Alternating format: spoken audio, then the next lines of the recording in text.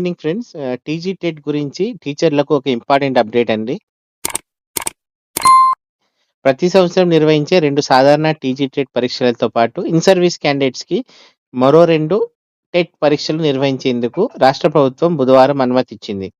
ఈ నిర్ణయం ప్రజాప్రతినిధులు, ఉపాధ్యాయ సంఘాలు సమర్పించిన ప్రతిపాదనలు మరియు తెలంగాణ పాఠశాల విద్యాశాఖ డైరెక్టర్ డాక్టర్ నవీన్ నికుల సమర్పించిన నివేదికను క్షుణ్ణంగా పరిశీలించిన తర్వాత తీసుకోబడింది. సో, ఇది మంచి న్యూస్ అండి.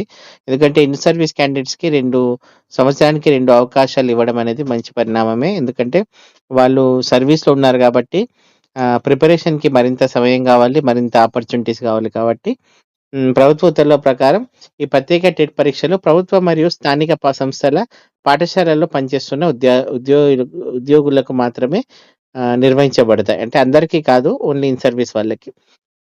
ఇప్పటివరకు అర్హత పరీక్షలో ఉత్తీర్ణత సాధించని ఉపాధ్యాయులకు అంటే వాళ్ళకి ఆపర్చునిటీ ఇవ్వాలనేది దీని యొక్క ప్రధాన ఉద్దేశం.